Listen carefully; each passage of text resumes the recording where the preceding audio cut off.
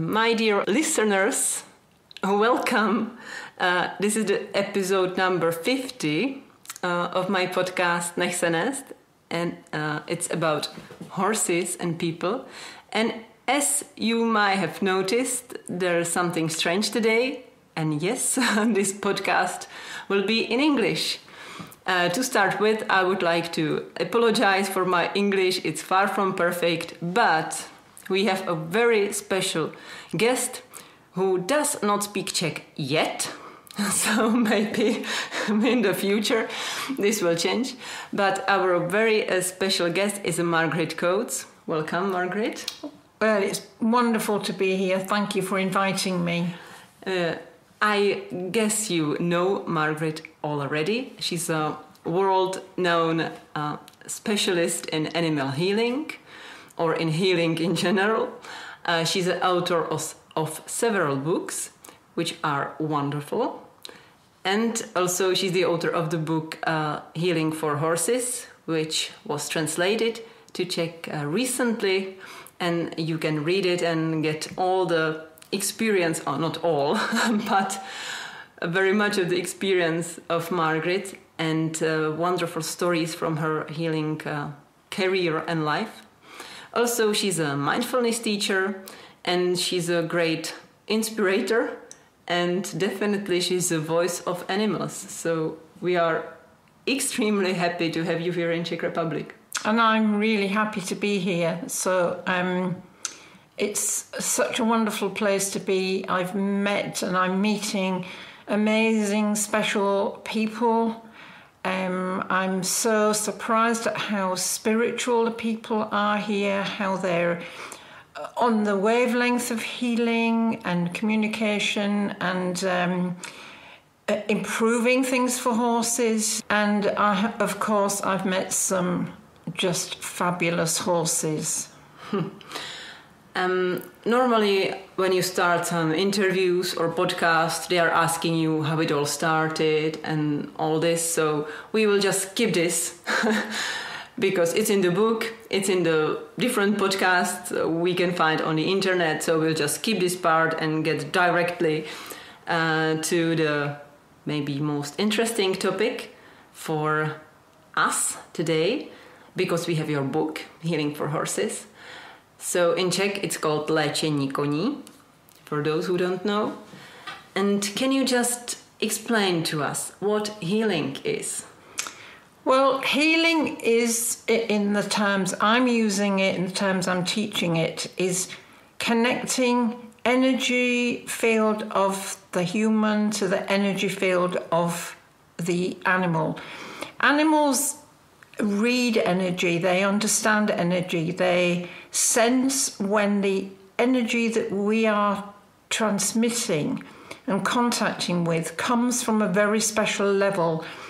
Through intention, through sending out love, we are connecting soul to soul. And when we match the resonance of the horse, which is how healing is on a very deep wavelength, then the horse senses something is happening that's beneficial. It reaches everywhere through the cellular system in the body of the person we're making a contact with. So typically we use our hands to lightly touch, or we can be not touching, just hands off the body, or sometimes with very traumatized horses, I'm standing a few meters away. Can everybody do that, or do you need some special qualification or some gift, or?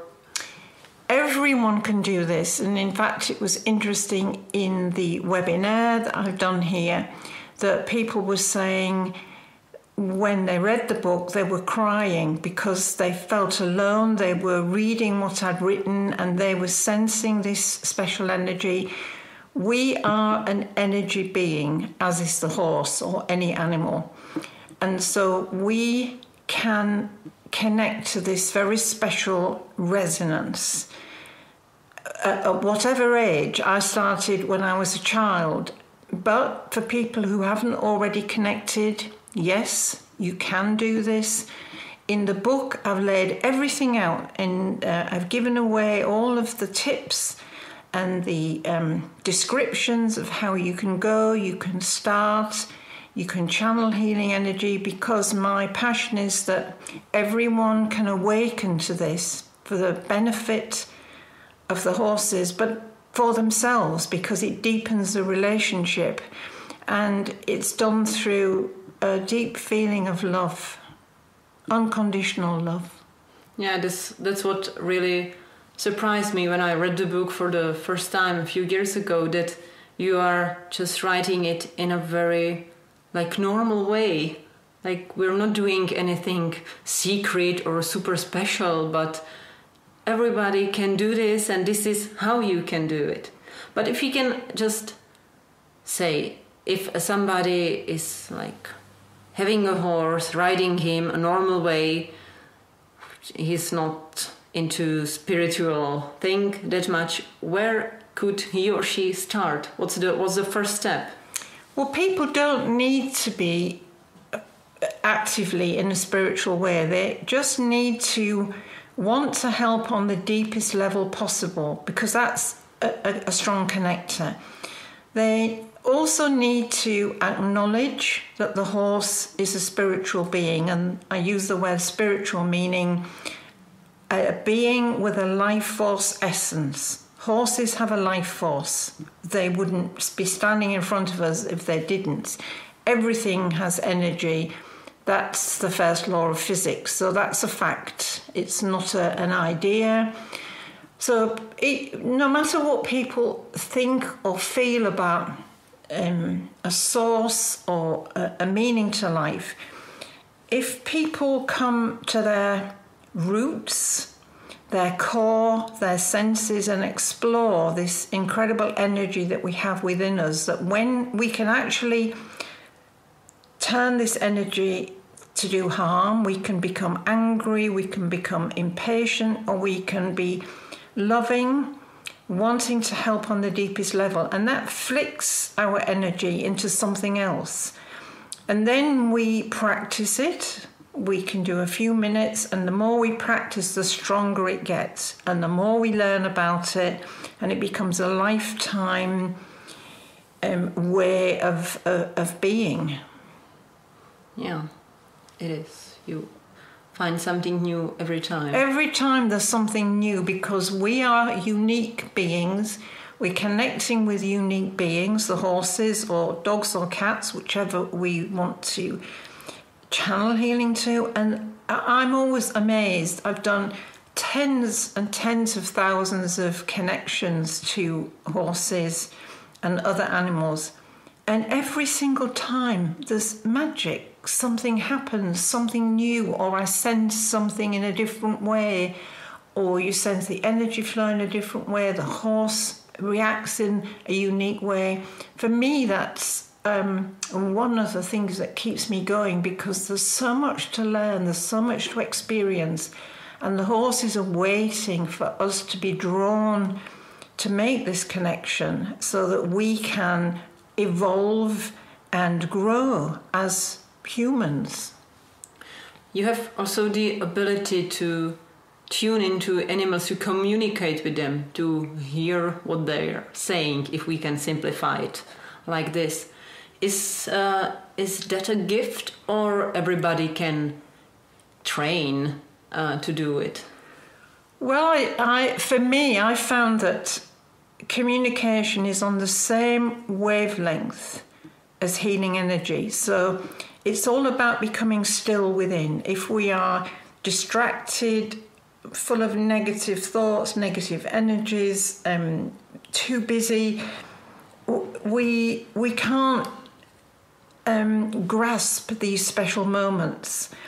So it's all about setting time to be still, going off on our own, finding a way that we can breathe deeply, find some calm, and then not having an agenda, simply being there with the horses or other animals, sending out love unconditionally without asking for anything, allowing healing energy to flow, and then drifting in this wonderful, calm space we've created of peace.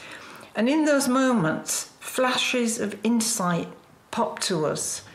And it's the deepest form of communication where we suddenly sense something about their needs, or we sense an image, or we sense a feeling, because it is on the same energy wavelength. And so I always encourage people, just let yourself go, channel a healing energy, don't be impatient, and suddenly you will get these wow moments where you think, wow, sitting in front of me is someone who's sending me messages. And does it work like vice versa, or how can horses understand us? Do they understand when we speak Czech or English, or? So that's a really good question, and I travel the world and people say, does it matter what language I'm doing healing in or speaking? It doesn't, because the spoken word, of course, animals become used to a spoken word, stop, go back, etc. But the true communication, the true language from us is the silent one, where we are channeling healing energy and we are in this space of peace, and the communication is soul to soul. And the way we do this is simply by drifting in this space of peace, not stringing together a sentence, because that becomes an agenda, but just being. And in that powerful space of being, there is a blank space, like a blank page in a book. And suddenly, both of us, the horse and the human, are transmitting information. And we don't, it's not in words, it's just in thoughts. And on this platform, I keep coming back to this platform of love. So even when we're not channeling healing energy, and we're with our horses or other animals, everything we think is a communication. All our emotions are a communication, and that's where huge problems can arise, because we often don't understand. We're giving the horse or the dog instructions, or we're sending them our worries or concerns or opinions. So this is why it's so important each time to just be still. And the more we practice that, being with them in stillness, the easier it becomes. In the beginning, people often find it really difficult. And with practice, it becomes second nature. Then we don't have to make an effort to do it. The easiest way to start is slow, deep breathing. And how does the energy of different animals feel? Does a dog have a different energy, or a human from animals? What's the difference?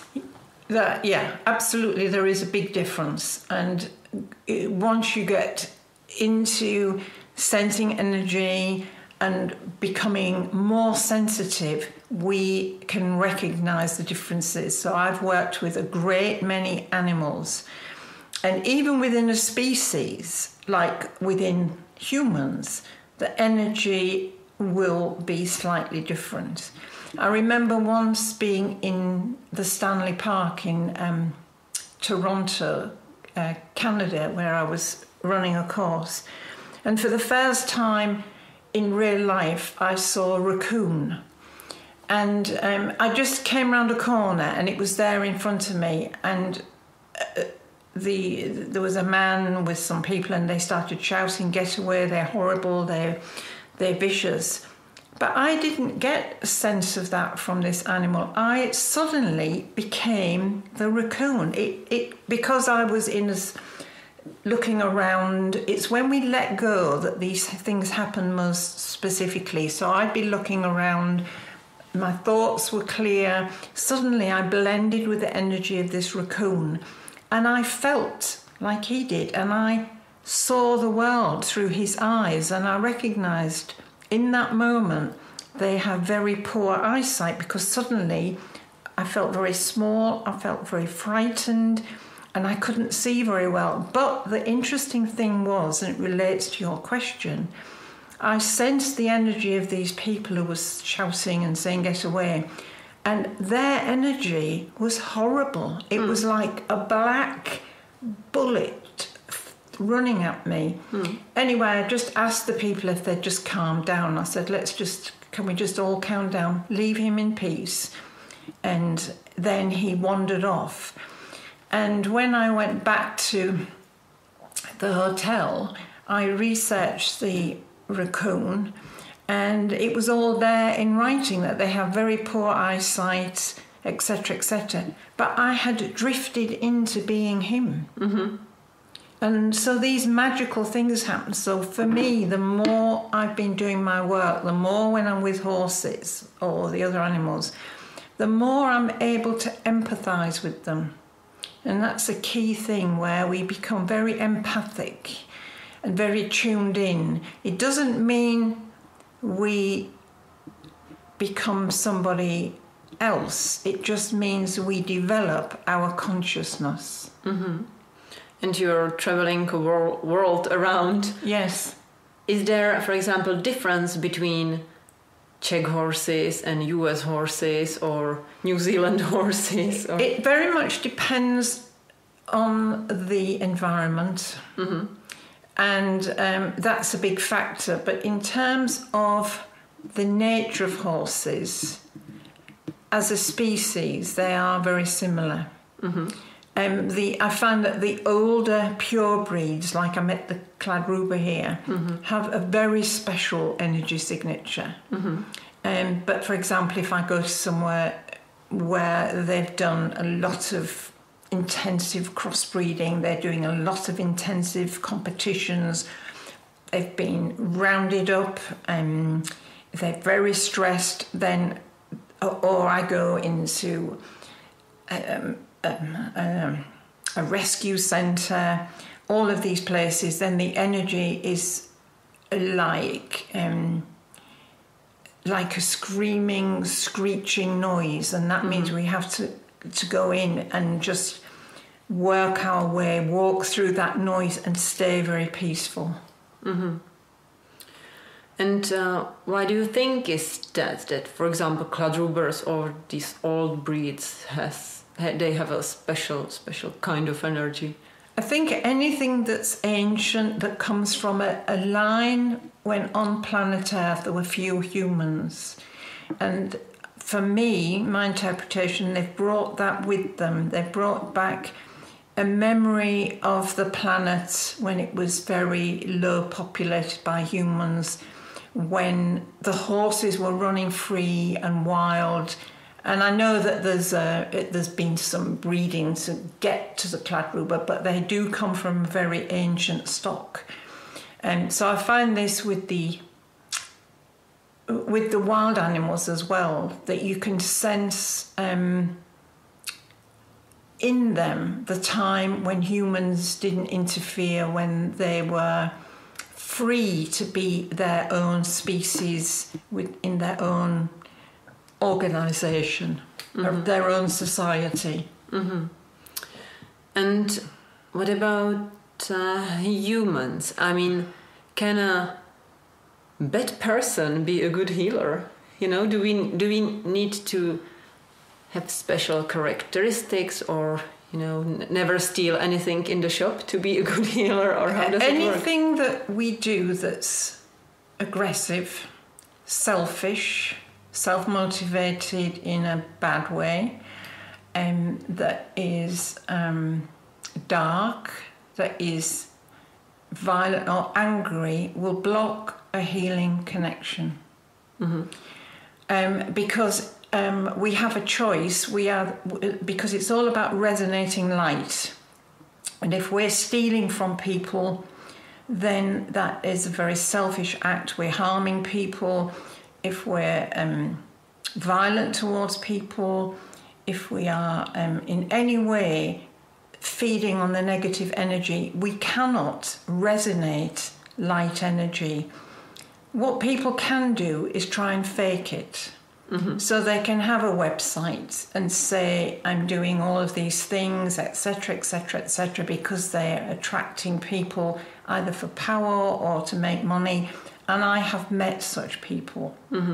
So we need to look at the whole background of someone, we need to look at their whole lifestyle to make sure that they are actually walking the talk and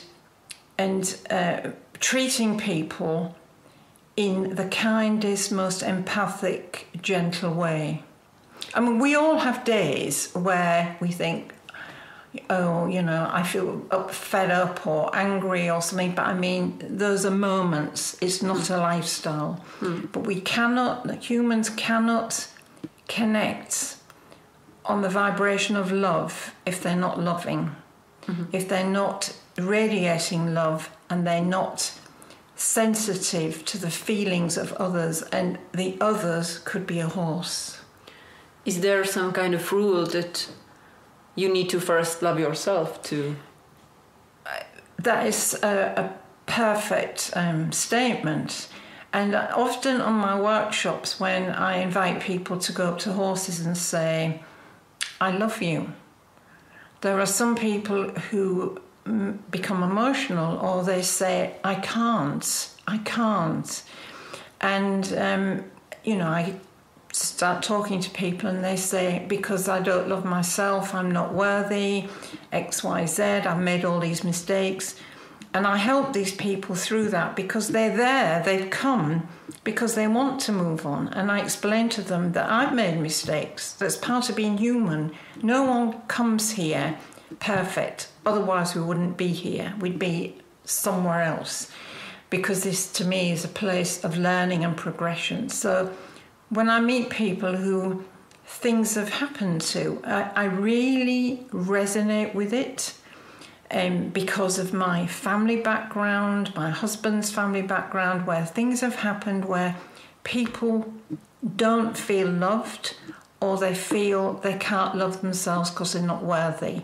So I help people through that, and I explain that the horse doesn't, in that moment, feel that we are incapable of loving ourselves. And once people manage to say the words to the horse, I love you, it can be a huge cathartic change where a barrier drops down, a huge relief, where everything falls away. And I say, this is the first moment of the rest of your life. Now let's move. Together, let's move. And do we need to do some exercise in a special way, or do we need to have a special diet to be a healer? Well, I haven't eaten animal products for 43 years, simply because one day when I was riding, I went into a big building behind and there were veal calves in there. And I realised I was in a factory farm situation, and the terror, the pain, the grief, and the shouting of these silent little babies hit me. They were shouting, "Help me!" And I stood there frozen, and I said, "No one will die for my plate again." And that was the day I stopped eating animal products. And because I feel personally, how can I stand in front of a horse who's a prey animal, herbivore, and they look at me and they know that I eat other animals. To me, it suddenly, the penny dropped that I couldn't do that anymore. So I haven't. And I can't, I'm not going to tell anybody else what to do. Everybody has to find their own way, except I just feel the horse knows everything about us, and they will know if our body, because they can smell meat and so on. So it's everybody's journey. This is my journey, and it was a decision I made. The other thing we can all do is have relaxation exercise, any exercise that slows the body down. Yoga is particularly good. I've tried both yoga and Pilates. I found yoga a bit easier for me. But I always say to people, just adapt the exercises. I only do some things of yoga. I love dancing at home on my own. I just love free dancing. Any movement that takes us into a happiness feeling. And of course, deep breathing. Anybody can do that anywhere. I do it sitting reading, or I might be sometimes watching TV, or I'm on a train, or I'm on a plane. Deep breathing exercises is now given to patients, hospital patients, because it's proven to reduce stress in the body, and it's proven to reduce inflammation in the brain. There are lots of apps, so I recommend that everyone, every day, does some quiet, deep breathing, maybe even making breakfast or something, where they can find a space, just breathe. As you are the voice of the animals, you can hear horses saying very different things, very important things, very deep things. Is there something you think that horses would like us to know? Horses would like us as a species to be more peaceful. Because they, as prey animals, can only survive in the herd on a peaceful environment. If I live in a national park where there are 4,500 free roaming ponies, and walking amongst them is peaceful. The only time they get out of that state of peace is if someone comes with a loose dog running around, or they do crossroads and things and the traffic might be there. But just walking amongst them, and sometimes visitors come who are not horsey, and they walk around with me and they say, they're not doing anything, because they're just being. They're just hanging around, grazing a bit, slowly standing sometimes for hours, just being at peace. So I think the biggest message from horses is they say to us, you know, all your problems, or a lot of your problems, a lot of what you're looking for is to do with your lack of inner peace. And once you find that, everything shifts. And it shifts for the horses, so constantly, time and time again. And that's what, for me, is so amazing when I'm contacting with healing energy, is we dance in a deep place of peace. And that is everything. It's all life. It's how we resonate as a soul being. It's like a permanence of how we can be in this core energy of peace. And it's love as well. What do horses think of us? It's like their owner. How can I tell if my horse is happy or not? Well, horses actually, in my experience, know everything about us, or a lot about us. So often when I go to horses, and I'm in the middle of healing, I sense information, sense images, and then I will say to the person, they usually say, if you sense anything, please tell me. And then I might say, well, I'm sensing this image and that image, and how does it relate to your life? They don't stand there and give you the whole life history, but they can pick up things from us that are happening even when we're not with the horses, because they're reading that energy, the stresses. So that's really interesting when images come, information comes, and sometimes it can be quite frivolous. It's just their way of saying, I want you to know I know everything about you. And other times it's their connection. They are giving the person love, or they're trying to help them, or they're trying to get them to change their mindset. So quite often that comes around. And the interesting thing is when the human really wants to connect in the healing session and has their hand on and is letting go as well, something shifts in the human. They feel different. They act differently. So I can give you, for example. So I was asked to go to a horse who they told me would soon be euthanized because he was an ex-show jumper, would collapse down with the back legs, couldn't get up, and it was getting more and more. The woman had stopped riding, but she was very sceptical of what I did. She didn't ask me to visit. Her friends who knew me were saying, you know, try this, try this. So she said, okay, I'll try it. And I went along, and she's a high-ranking medical human professional. So I've got this very scientific head, and I could see she was a bit tense and a bit, I'm not sure about this. And I just said, just relax, just have your hands on. And immediately I could see into the horse's body where the energy blockages were. At that time, I didn't know he was collapsing. They'd called me for that reason, but hadn't told me. They just said, could you give healing to this horse? So I had an image of him collapsing, which immediately made her realise that something was going on between me and the horse. And I could identify in which area.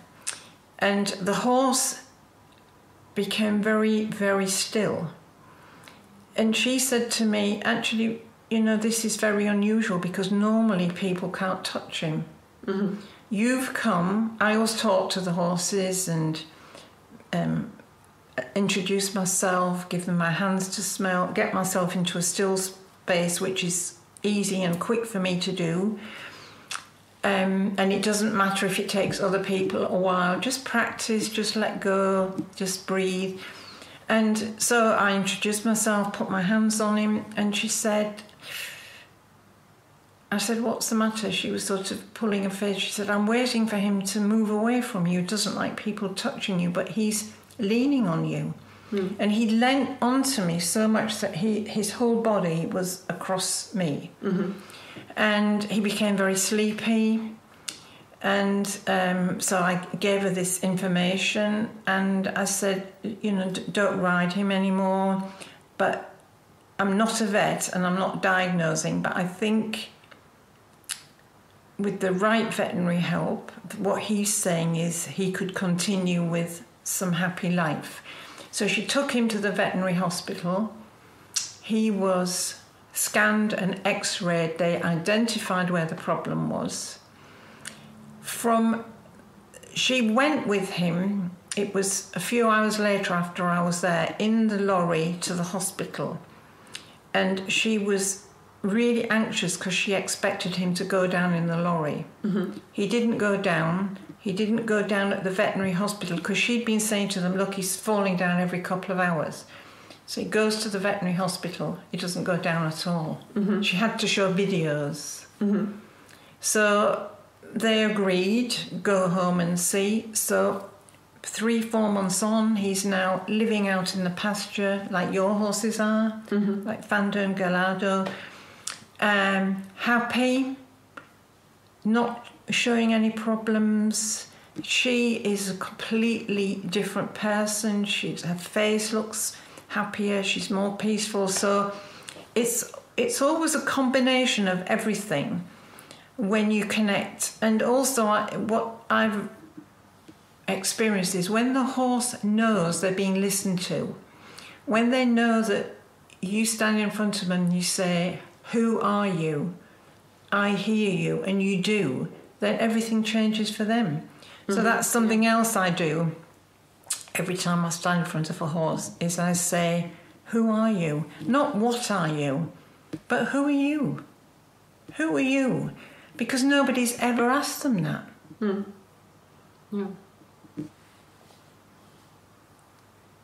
And does it happen often that you are being like tested, that people call you and just, we will not tell her anything, and often, let's see. In fact, I say to people when I go with my booking form, and I say to them, right, don't tell me anything. If they approach me and say, I'd like you to come out, I say, yeah, we'll do the booking, but please don't tell me anything.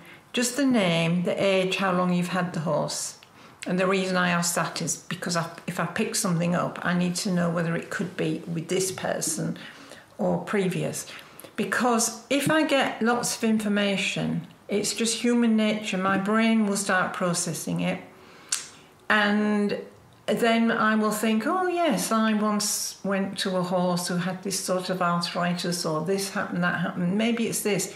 So I like to go completely neutral, pick up the information, and then see where it goes. Because what the horse communicates, it might be one thing, but relevant in a way that nobody expected.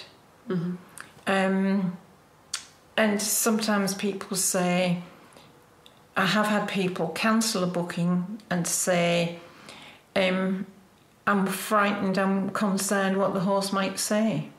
Yeah, I can understand that, yeah. And, that's also okay. Yeah. Sometimes what's really tricky about communication with horses, and I'm warning people in advance, I'm saying if you want to really communicate, but really be prepared that the horses can tell you what they think. Yeah. And it can be, and usually it is, very painful. Yeah, it can be.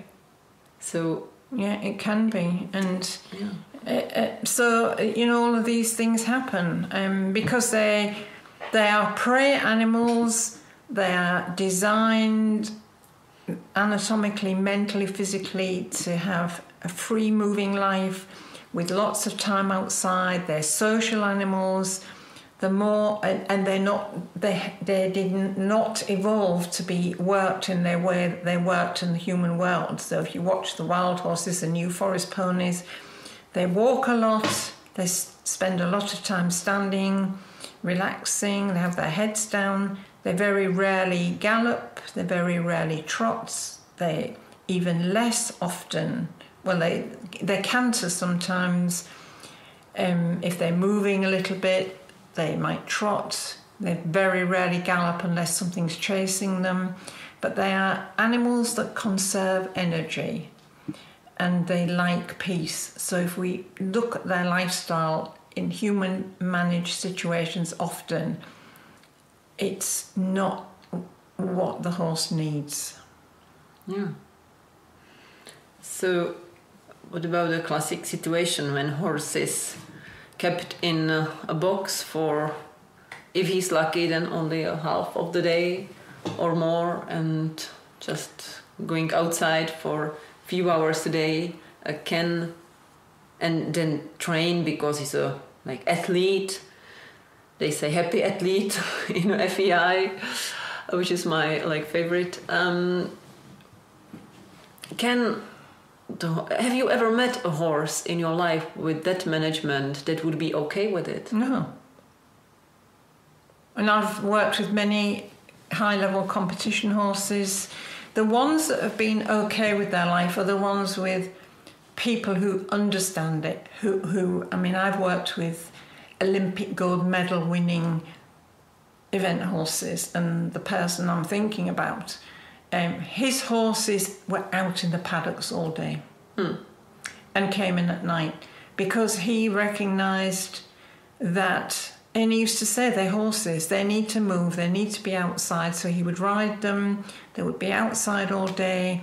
Those horses were happy. And he always said to me, when I'm riding my horses, I need them to have a happy brain, otherwise I'm fighting something before I even set off.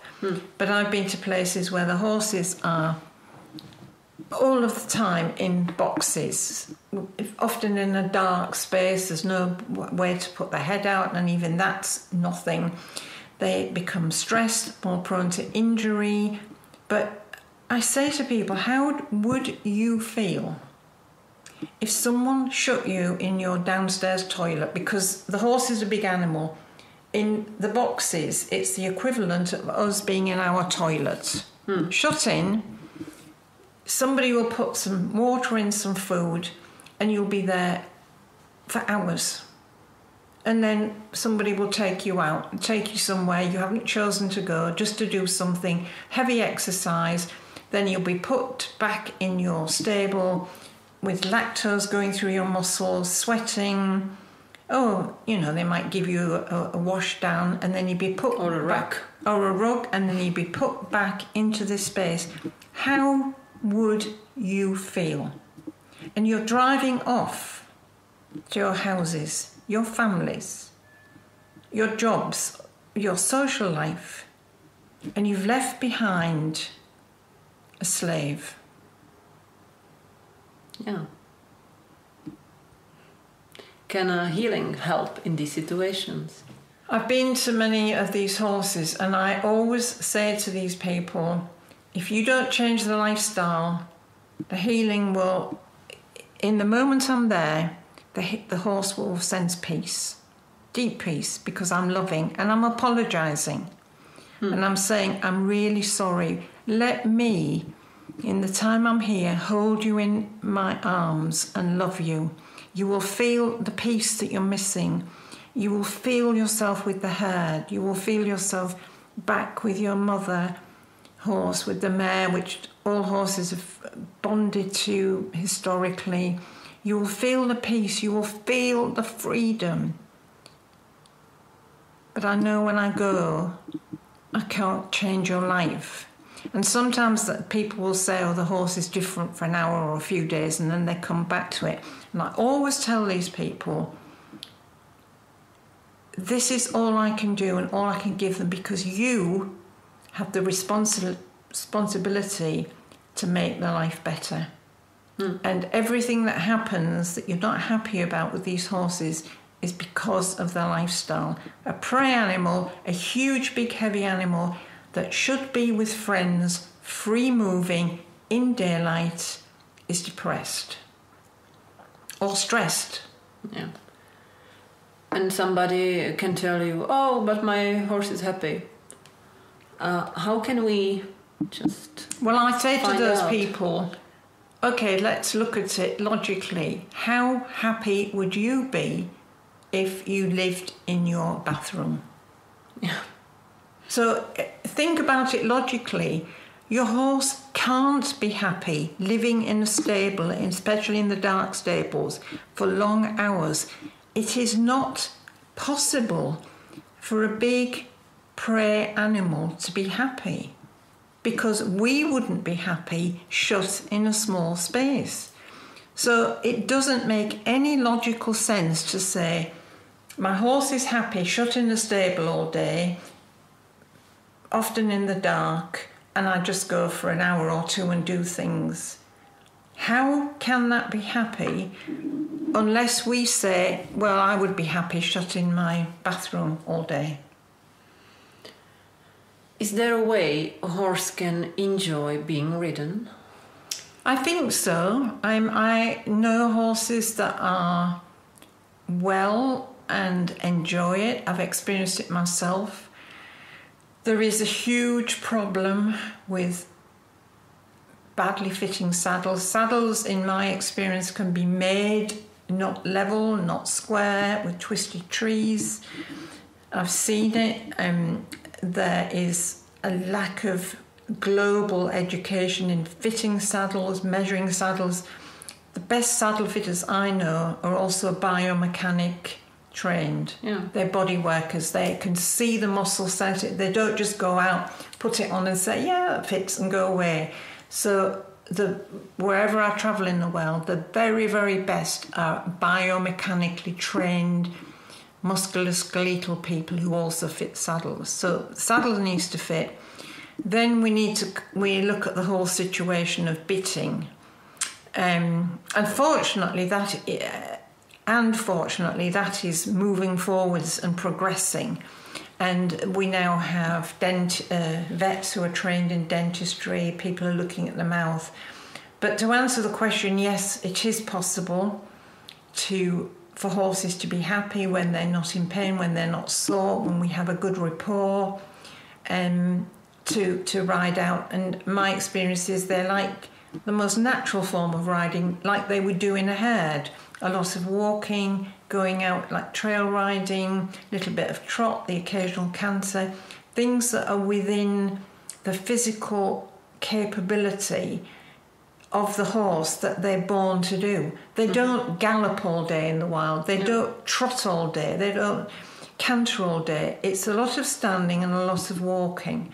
So the trail riding, I found that they have, just walking in the countryside, the horses enjoy. Yeah. If they're like sound and if they're fitted saddles. And fitted saddles and their teeth are okay, then I've found that they are happy to do this with us. Yeah, good to hear. At least. Very happy, yeah.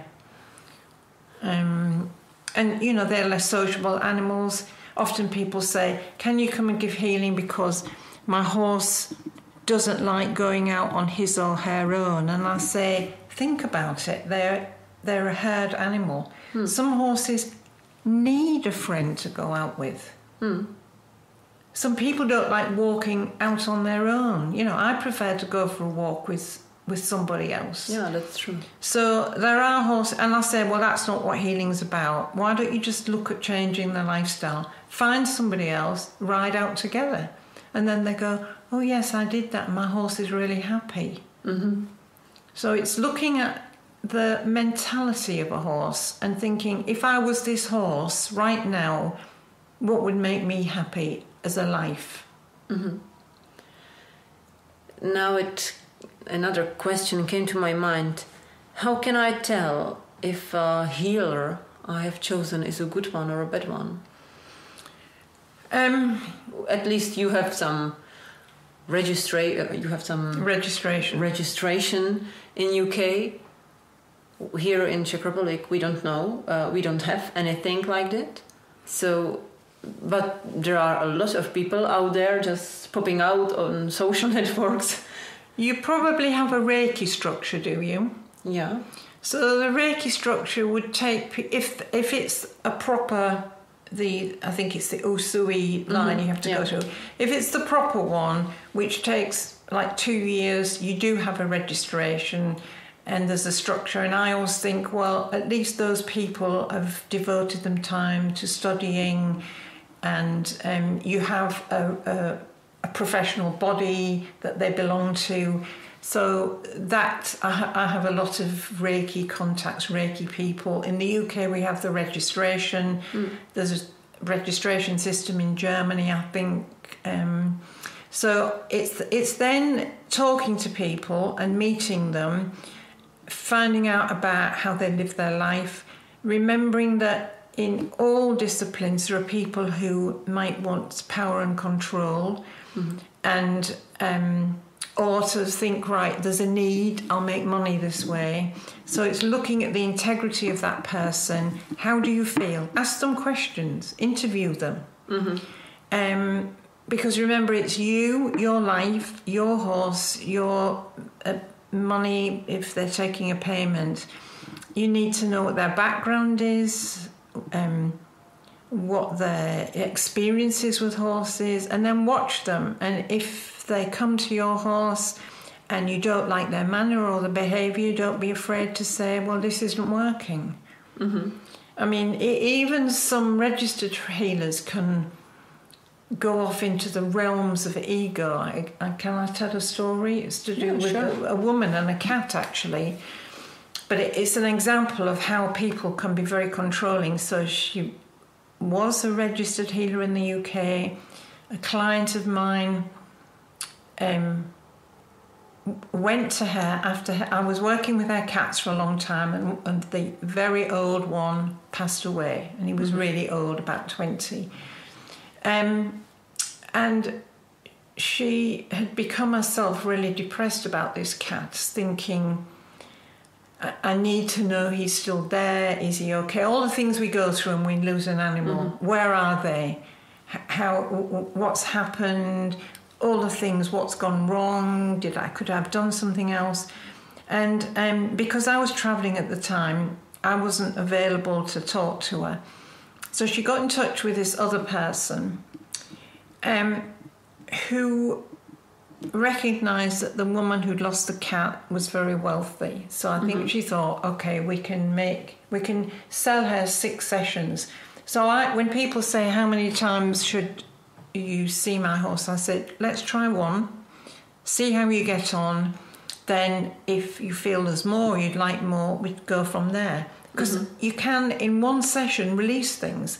Sometimes the person likes you to go back again because they want to build a relationship. So I'm not selling a book of tickets. Yeah. It's the relationship. It's all through love. It's all about helping.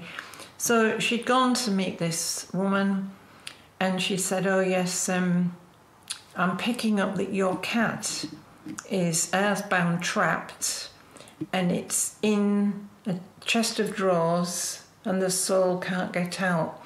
But what I can do is, through 6 sessions, is release the soul. She was crying and she said, what do you think? I said, I can tell you the minute your cat left the body, your cat went into the group soul. Your cat went into this beautiful place. You loved that cat. You had him from a kitten. You did everything for him.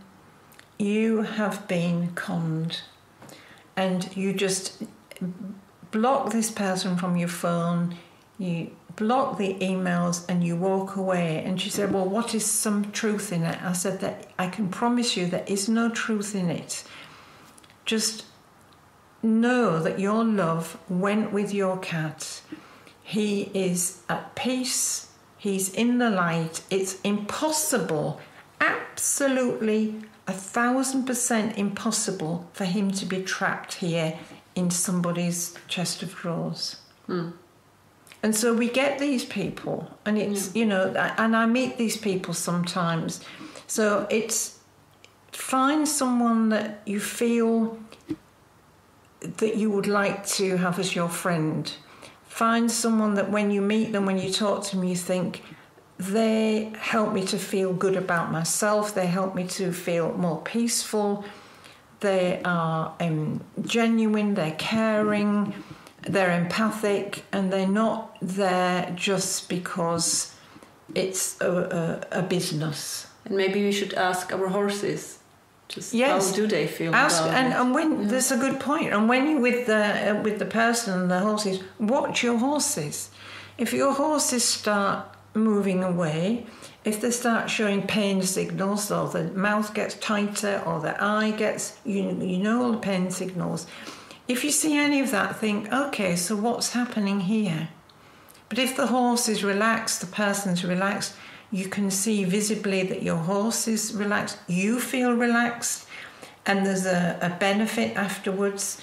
And sometimes the benefit might be minuscule, sometimes it might be huge. But so just go on your inner soul feeling in these situations. But yeah, because in all things, and it's not just in healing, in all things, in animal communication, in body work for humans or for animals, there are people who are not resonating soul to soul, and that's what you're looking for.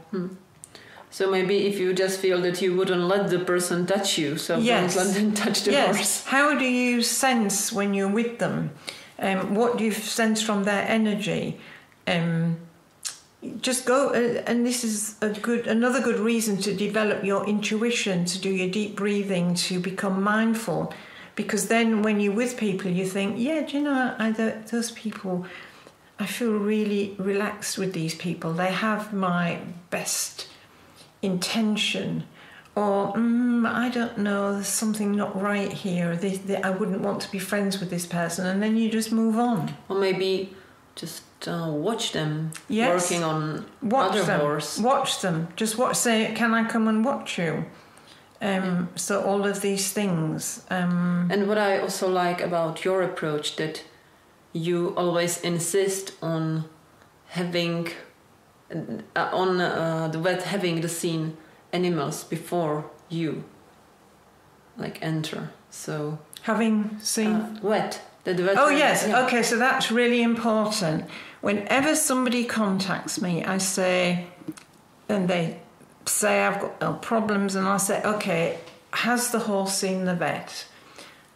they might say, yes, currently the horse is in the vet. We're going through tests and scans, and the vet's okay. I've mentioned that you can come, because in the UK I'm known, so that people are quite open about saying, could I go out? Or in that situation, that's fine, I can continue. If they say, well, yeah, I saw the vet 6 months ago or 2 months ago, I say, you need to get the vet again, because what you're saying is depression, change in behaviour, it's worried about something, could be illness. Mm-hmm.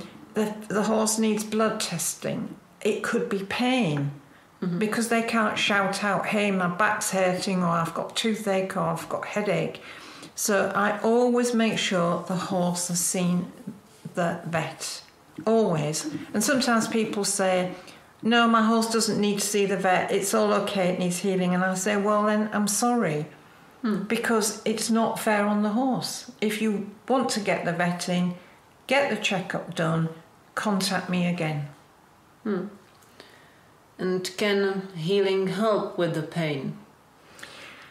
Healing has been shown in some clinical studies to release endorphins in the brain, which are nature's feel-good,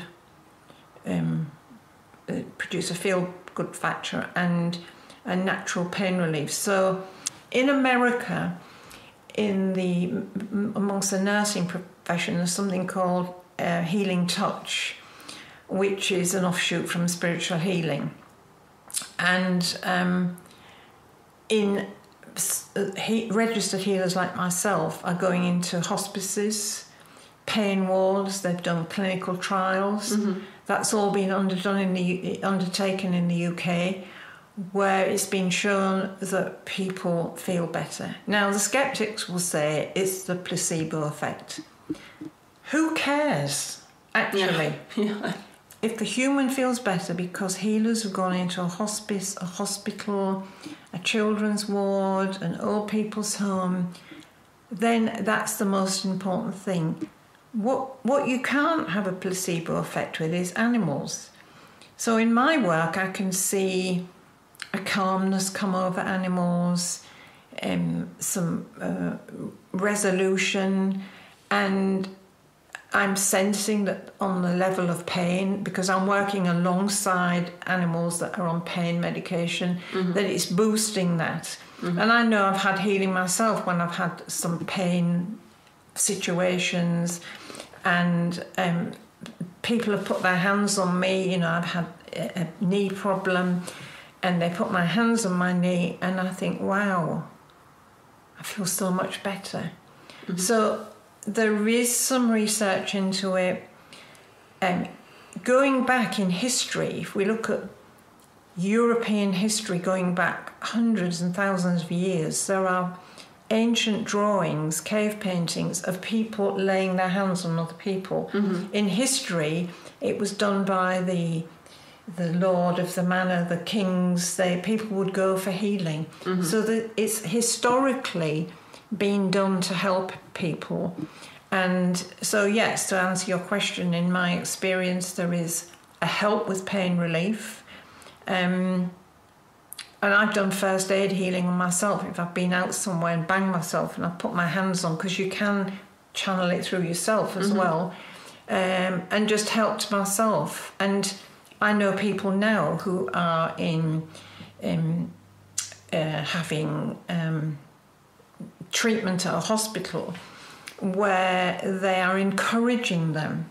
They're giving them a manual of mindfulness exercises, and in there it says, go for body therapies, go for anything that helps you to feel calm and relaxed, because it will help the whole body. And are you using some complementary therapies or techniques when using healing? No, I'm just working purely with healing. So, but also your question's relevant, because I trained many years ago in reflex zone therapy, craniosacral, manual lymph drainage, myofascial, in soft tissue, in all of those things. So I would then let healing flow while I was doing that. But now it's I've left all those things because I'm focusing on healing. So those disciplines help me to be able to sense what's happening, sense deeply in the body, and I can sense and track energy. Identify the problem. Yeah, thank you. I can identify where the energy is flowing. I can hear the cells and the muscles response. I can hear the craniosacral system response. So when we connect with energy, it's a very powerful connection, and something is biomechanically at cellular level happening. And it's beneficial. And yeah, I mean, there will be some people who think, I'll try it because I have an agenda. Well, then it doesn't work.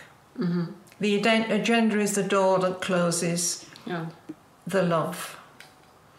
Can a horse mirror a rider, or rider mirror a horse? I mean, in the emotional state or even physical issues. Yeah, I mean, I had a classic myself, a story against me, where many years ago, my friend said one evening, I was working in the marketing job, oh, it's a beautiful summer's evening, come to my horses and we will go for a ride. And her horses lived out in the paddocks. They were free during the day, just for safety, put in the stables at night, but they were all together. So we went to the horses. We started off down the track, and the more we got down the track, the more my horse was going crazy. And jumping on the spot, jumping from side to side. There was a tiger everywhere. To the point where I turned to look at her, and her horse was going along like Sleepy. Her daughter's horse was going along like Sleepy. And I said to her daughter, can we swap horses because I can't manage to ride this mare? So we stop. I get on her sleepy horse. She gets on my crazy horse. My crazy horse goes to sleep. Her sleepy horse goes, whoa, there's a tiger everywhere, what's going on? And I stopped and I said, do you know what? I've come out of meetings all day. I'm so stressed. I am annoyed, angry, we've had arguments, and I'm carrying it. I'm sitting on the horse with this energy. The horse is mirroring me. So I got off and I walked, and the horse went, oh, thank goodness you're walking. And I just walked and walked and walked all the way that evening, through the hills, through the valleys, and just breathed. And then when I got on to come back home about 2 hours later, she said, yeah, you're relaxed now. And we just went home, sleepy horse. So they mirror us. And when we have all sorts of stuff going in our heads, then they do get more anxious, because they sense worries, things going on. They sense when we're not connecting in this core place. And I mean, some people say, oh, I've got a bad shoulder and my horse has got a bad shoulder, then we're mirroring each other. I don't think it's that simple, because a horse is a big biomechanical structure and they get a lot more physical injuries generally than we do through being ridden and active life. But certainly mentally and emotionally, they can mirror us. And how can we prevent it? Or maybe, let me rephrase the question. Are there horses with bad characters? I don't think there are horses with bad characters. I know that there are troubled horses. There are horses who are living in chronic pain, and that will affect their behaviour in a huge way. There are horses who are very sick, things like EPN or metabolic syndrome or Cushing's can all affect the horse, mares with hormonal problems. So these are all physical conditions. There are horses who are so traumatized by things that have happened that they will be very reactive. Horses can grieve for years, in my experience. I've met horses where mares have been parted from a foal maybe several years before. Friends have gone from several years, and the horse can carry this grief, because in the natural world of a horse this never happens. Mm-hmm. You're born in a herd, you live in a herd, you die in the herd. So swapping, changing, moving around never happens. It's a huge ask of a horse. It takes a lot of effort from us, as you know, with your horses, where you've spent a lot of time helping them through the adjustments, the rehabilitation. And so when people label a horse a bad horse, actually that horse is very troubled. And there's research. If we understand horses' website, there's research into what's going on. So there are badly troubled horses. And I went to a racehorse once where somebody asked me to go out to a year-old racehorse. At this particular place, it was a big, expensive place, very valuable. And I'm doing this, waving my fingers in inverted commas, horses who would be weaned at 2 months, and by weaned they're taken suddenly from the mare. Mm-hmm. So there's a lot of screaming of the mares, a lot of screaming of the foals, and emotionally this is shocking because there's a rush of adrenaline, there's a rush of hormones. Some of the foals never get over it. And then I've seen them at these racing studs on the treadmill at 5 months, on the lunge line at 5 months, on the horse walker at 5 months. Their growth plates are unbelievable. I mean, everything's open. They're building muscle. They want them to look big to go to the sales. They're building muscle on baby bones. So you know that very quickly in future years they will break down.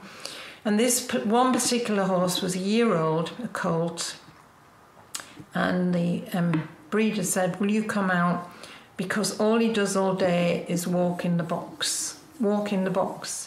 So I went out and I said, well, the first thing common sense says to me is turn him out in the paddocks. And they said, well, we can't, because he'd just run around, because it's mostly mares, and we don't have another gelding. And I said, well, we'll just try in the field next to him, or get a friend. Anyway, no, that wasn't possible. So he walked constantly round and round and round the box, 24 hours a day screaming. He'd stop at the door, he'd scream to the horses in the field, he'd go round and round and round and round. And I said to them, I will give him healing, and I will apologise, and I will give him love that he's never felt before, but healing will not resolve his situation because he's in shock, he's traumatised, and he's grieving.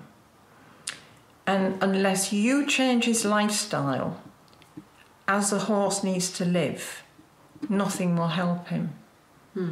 So they refused to change his lifestyle, and a week later they shot him. So people expect a fix without responsibility for themselves, without doing any change. But I have gone out to horses, I've gone to horse rescues where they have been very traumatised, but everybody around them has been caring and loving and responsible, or people have bought a traumatised horse. Some people say, I went to the sales and I had to take this horse. In those situations, yes, healing can work a lot of good because the whole support system's there. And then I give people tips, I show them what they can do, they carry on, I say, right, when I've gone, you do this every day. So then healing definitely does help. What was quite emotional for me was that during the workshop you mentioned that humans are like pain triggers for horses. That even seeing a human can like initiate panic in horses, and I believe it's not rare. It does. It can create a panic. I've seen this particularly in the big competition yards, in the racing yards. I had one particular client who was a racing trainer, and she was wonderful, lovely. Her horses were in the paddocks all day. She only had a small amount. She had in a whole team of therapists and body workers, and she was very careful. But I've been to other places where humans come in, they go to the back of the box. They're shaking when the grooms go in, and all sorts of things are happening. Or they go from a stable to the arena, do some work till they're sweating, go back into the stable, and they become to associate humans with pain and distress. And who wants to live like that? What human would ever live like that themselves? Put them through hours of work and then go and stand in their bathroom, a small space, and not see anybody, not have a social life, not have any choices and freedom. The whole thing is crazy. Yeah, and people will tell you, oh, these horses, they have the best care, the best food, the best hay, whatever. But is that really horses do need, actually? It's horses need a life that is close as a natural life as possible, out in groups. They need to have a social environment. They need, if they're going to be worked and do work, they need to have a whole team of body workers like a human athlete would. You know, I have athlete human clients, and they have physios and body workers and Pilates instructors and this and that and the other, and you meet them and there's 5 people comes with them because that's what they need. And yet the horses don't need it. And also it comes back to the weaning, how soon they're worked. People don't understand the whole growth plate situation. They don't understand the musculoskeletal system. I'm talking generally. Obviously, some people do. But things are changing. With social media now, people are saying, hang on, this isn't right. This has got to change. So change is creeping through. Yeah. People are speaking out. The behaviourists are producing evidence. There are vets like Dr. David Marlin who's producing evidence. Sue Dyson's producing evidence and saying this is what's happening and it's got to stop. It's got to change. Yeah. And we all can be part of it. Everyone can be part of this. Everyone can be part of it. So having a relationship with a horse it can be wonderful, and it needs to be symbiotic. So the horse has as much fun and pleasure and freedom and joy as we want with that horse. Yeah. I was asking you if horses are different in different countries. And you are having workshops all around the world. So are Czech riders or horse lovers you've met so far different from the other ones? The people I've met so far have been wonderful. I was impressed on the workshop how much they took on board and wanted to create the piece and wanted to do the things as I suggested. And the horses benefited, and we saw that. And also, I haven't seen horses here who've come from a wild horse situation where they've been ripped as a foal and sent off somewhere and travelled around. So there's a different scenario. But in some other countries, then I've seen horses who are not mentally and emotionally in such a good state. But obviously the people who call me out, who want to work with me, have the intention to make a difference. Yeah. And they do their best, and they use healing to help emotionally, mentally, physically, because they care so deeply to help these horses. And some of the horses I come across are very broken. Mm-hmm. The question I keep receiving all the time again is, will Margrit Coates be back? Will she be teaching another workshop? When will I be? Can I already subscribe? I'm wishing that my flight's cancelled on Saturday and I don't go home. I've had such a wonderful time, but definitely I will be back to help people, also, guide people through the book again, just help people evolve so that the Czech Republic becomes a shining light in this part of the world. Already it is a very bright light for me, what I've seen, the people I've come across, and I've had a wonderful time. I will be back, and hopefully there will be another book translated into Czech so that we can evolve the bigger picture, because my passion, I'm not doing this for me. I'm doing this to leave a legacy. I made a promise all those years ago that I would make a difference to the life of horses. And so I wrote the first book when people laughed at me. They said I was crazy. What do you mean the horse is a spiritual being? And 24 years on, it's becoming normal. It's going around the world. So I made a promise to the horses because of what I saw and because I was hearing them say, help me. And I was shocked that people weren't hearing them. I'd say X, Y, Z about your horse, and they'd say, how do you know? And I'd say, because the horse is giving me that information. So this is my legacy. This is what I will leave behind. So it's my passion to share it as much as I can, and know that the light gets brighter, the love gets bigger. Yeah. Maybe before we end, I would like just to tell you a thing that happened when you were giving healing to Fanda. That's my Kladrubergelding, for those who don't know. You told me he was giving me a flower. Ah, yes. If I know the meaning. Yes, and you said that you didn't. I didn't. And yesterday I've opened a book about energy healing, and it was about, the chapter was about heart chakra. It was there that it can, in meditation, you can visualize it very often as a flowers. So I think he was just offering a connection. And that's a lovely story. Often when horses transmit images or information to me, people say, no, I don't understand it. And I say, hold it, because it has a meaning and it might come to you a day or a few days or a week later. And often people send me a message saying, oh, you said X, Y, Z. Well, now I've got the meaning. So that particular flower that he gave you, it just shows, doesn't it, how incredible they are. These are the psychic masters.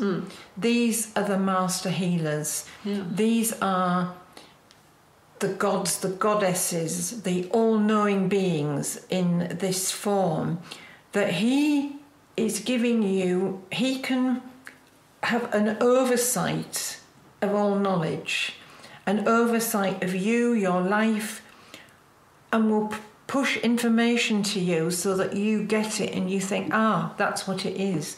I found it amazing. Yeah, it is. It is.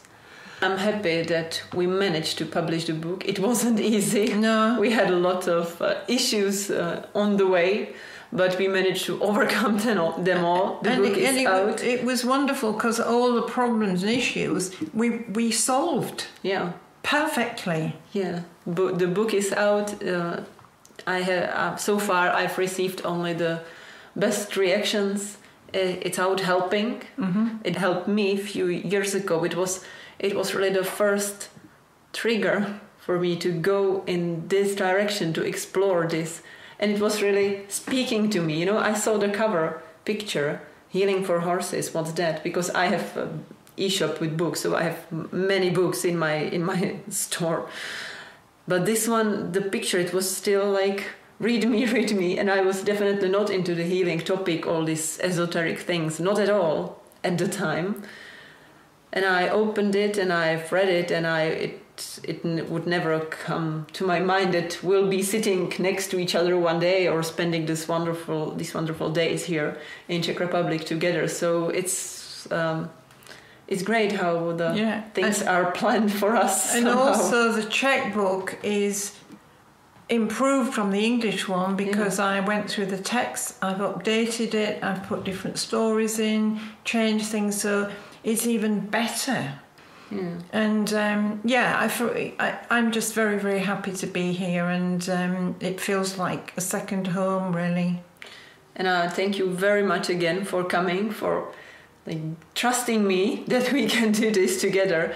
And I hope that all the people that were on your workshop, that you can be proud of us in the future, and we will have something behind us, or maybe inspiring more people to. I was proud of them on the workshop, and I was so touched by their dedication that the things we talked about, the things I showed them, they actually listened. And the day that I came out of the lunchroom and turned round, and they were slow walking back to the stables because they wanted to get in a place of peace. I thought, you wonderful people, I'm giving you the biggest hug and kiss. I can't wait for another workshop. So I can't wait either. It's just been magical, better than I expected, and very, very special. So all of you out there, I'm giving you a big hug from the horses, because I'm here for the horses. They need you, you can help them, and I'll be back. That's the best news in the end. So thank you very much again. Thank you very much. Thank you for listening, and see you, or maybe hear you next time.